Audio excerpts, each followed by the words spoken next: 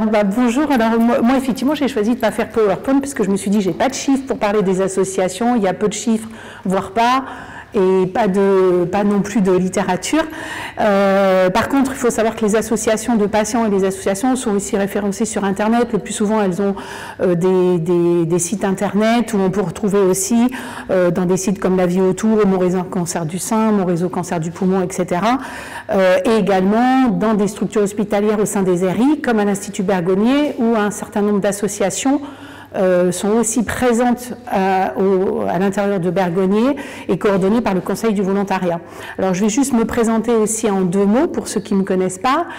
Donc je suis patiente partenaire à temps partiel à l'Institut Bergonié en parcours scénologie, parce que je suis moi-même suivie pour un cancer du sein porteuse de la mutation génétique BRCA2. Pour ceux que la notion de patient partenaire reste encore un peu floue, du coup je précise et je redirai que le patient partenaire est un nouvel acteur dans le parcours de soins du patient. Il est à la fois ressource pour ses pairs mais aussi pour les professionnels de santé, en partageant son expérience, son expertise non scientifique de la maladie, du vécu de la maladie et de ses traitements et notamment dans la vie quotidienne. Et je suis donc, alors ça je le dis parce que Nicole en a parlé, par ailleurs auteur-réalisatrice de films documentaires liés à la santé avec des témoignages de patients et de soignants et patientes engagées justement au sein d'associations, dont une que j'ai fondée à Libourne. D'où mon intervention aujourd'hui sur les associations de patients. Alors en toute honnêteté, lorsqu'on m'a dit que je devais intervenir aujourd'hui sur une journée sein et radiothérapie sur les associations, je me suis demandé pourquoi, enfin voilà. Et puis en fait, peut-être que c'est justement parce que c'est le moment de cette phase, de ce moment de ce parcours de soins de la radiothérapie, on arrive enfin, c'est l'après, alors moi je dirais plutôt l'après gros traitement plutôt que de l'après cancer, parce que justement, bon ça c'est un autre débat, mais où mettons l'après cancer, et justement dans le parcours sain, beaucoup de patientes ont de nombreuses patientes ont encore un traitement oral, dont l'hormonothérapie sur de nombreuses années, et avec des effets secondaires, comme on disait tout à l'heure, qui sont pas négligeables, loin d'être négligeables, et qui sont pas forcément visibles. Et l'entourage, quand on a passé tout ce parcours de soins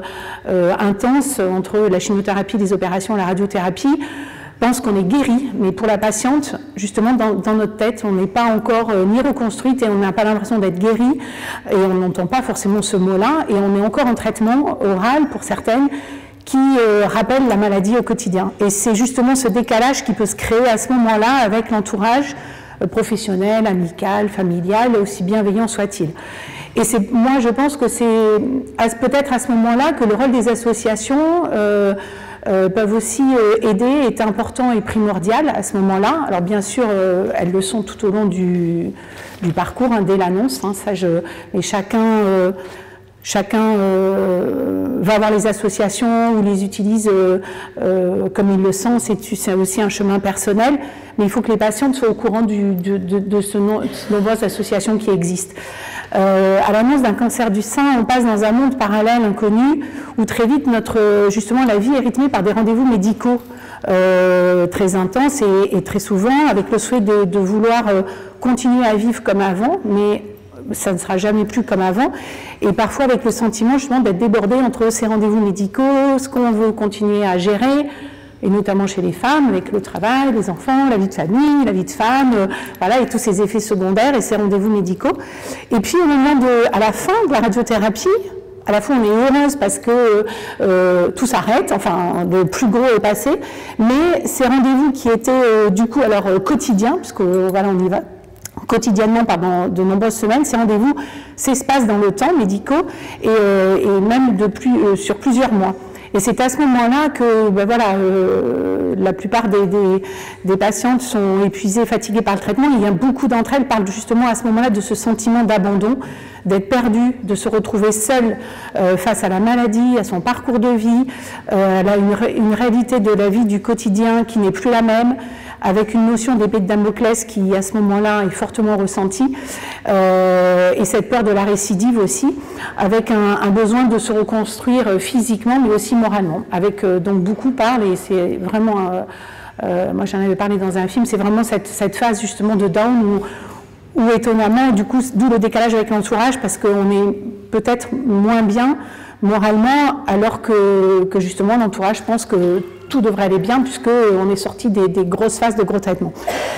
Donc c'est au sein des associations que les patientes peuvent trouver justement une certaine aide qui est importante, où elles ont la possibilité, elles ont le sentiment aussi de pouvoir partager leur vécu avec d'autres femmes ou d'autres hommes qui partagent la même chose ou qui ont partagé un parcours similaire, de se sentir moins seul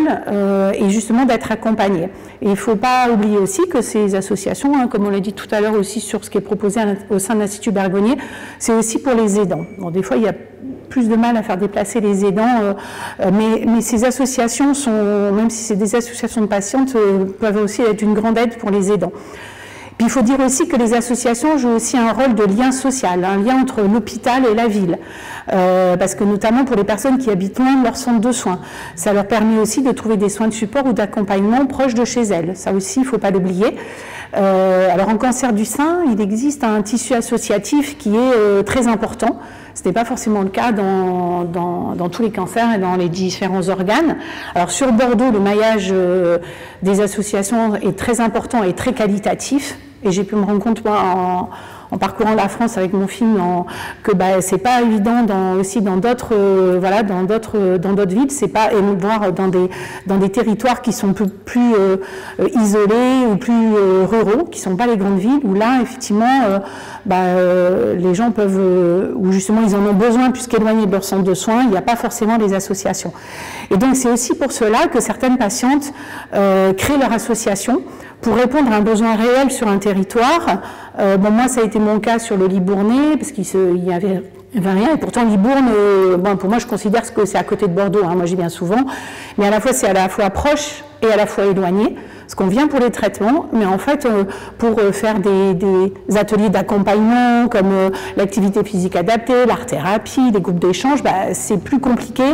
ou faire 1h15 de route, avoir les embouteillages, comme partout, mais le bénéfice de ce qu'on peut sur 3 quarts d'heure ou 1 heure d'atelier d'accompagnement ou de groupe d'échange est vite perdu. Voilà. Donc c'est aussi pour ça que certaines patientes créent des associations. Et puis aussi pour certaines, c'est aussi faire face à une problématique de patients, comme par exemple, c'est le cas de Génétique Cancer. Laetitia Mendes a créé l'association pour parler justement pour aider les personnes et informer sur les mutations génétiques et sensibiliser et accompagner aussi les familles qui sont concernées par ça. Donc c'était aussi répondre à un besoin sur des problématiques patients. Voilà. Donc après, on peut entendre, moi j'ai entendu, voilà, une association, parce que je parlais des associations de patients, une association de plus, mais selon moi, les associations ont chacune leur particularité, elles sont complémentaires, on va toutes dans le même sens. Hélas, je dirais hélas, et triple hélas, il y a de la place pour tout le monde, voilà, tellement il y a de gens concernés. Alors, comme il a fait une allusion tout à l'heure, je vais effectivement peut-être parler de... voilà, moi quand je suis tombée dans ce milieu de la cancérologie et du monde associatif sur la cancéro, moi j'avais pas du tout d'asso au départ, j'ai aussi été un peu frappée par des fois, voilà, c'est pas très politiquement correct de dire ça aujourd'hui, mais des fois la concurrence qu'il peut y avoir entre certaines associations qu'on peut ressentir et on se dit dans le milieu de la cancéro, voilà, on va toutes dans le même sens. Mais bon, ça, évidemment, ça vient aussi, le nerf de la guerre, c'est les financements, comme pour les structures hospitalières, tout comme pour les associations. Parce que l'idée des associations aussi, pour la plupart, c'est de pouvoir offrir des accompagnements qui ne soient pas à la charge des patientes ou des femmes. Voilà, donc ça demande aussi des financements. On a une grosse partie de bénévoles, on est bénévole, mais voilà, c'est aussi beaucoup de temps. Et donc pour conclure, je dirais qu'effectivement les associations de patientes jouent vraiment un rôle primordial, aussi bien au sein des structures hospitalières qu'en dehors,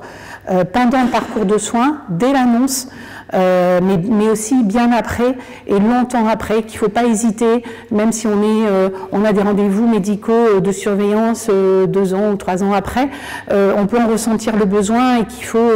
oser pousser la porte et qu'on peut faire voilà, ce qu'apporte aussi cette maladie, c'est étonnamment, c'est qu'on fait des rencontres de personnes, on devient amis avec des gens qu'on n'aurait jamais rencontrés et c'est vraiment voilà, pluridisciplinaire, on devient patient partenaire, voilà. Et donc voilà, merci de m'avoir écouté et merci à toutes ces association qui nous apporte beaucoup.